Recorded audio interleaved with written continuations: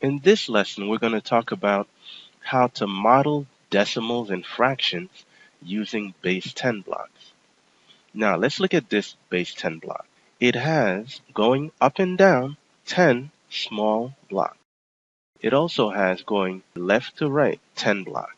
So all in all, it has 100 blocks. We can think of it as a dollar.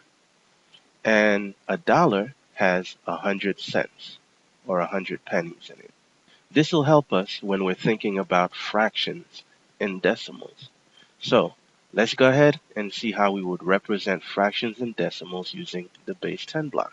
This base 10 block is a part of the other one that we had. It has only one column and it has 10 blocks in it. And 4 out of those 10 are colored. So we would represent that with 4/10 or 4 out of 10. As a decimal, the way that you would represent it is we're going to organize it this way. We're going to put a number in front of our decimal point, and we're going to put 2 positions after the decimal. The first position represents our tenths, and the second position to the right represents our hundredths. Anything in front of the decimal are our whole numbers. Okay?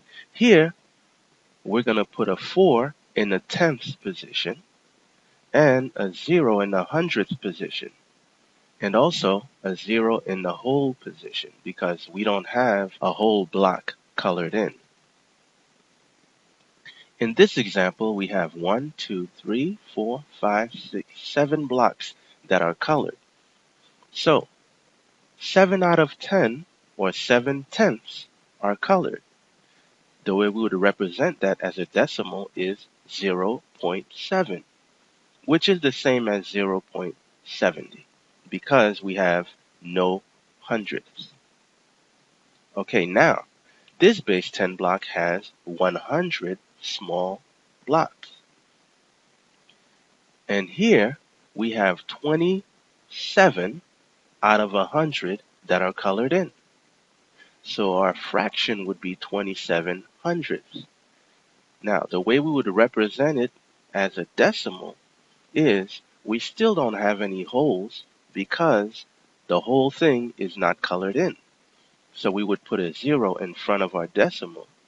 And in the tenths position, we can see that we have 2 blocks that are completely colored in. Now for the hundredths position, we see that we have another row that has 7 small blocks colored in. And you can see we have 27 out of 100 that are colored in. Our decimal is 0.27. In this example, we have 100 blocks and 9 of them are colored in. So as a fraction, we would write it as 9/100.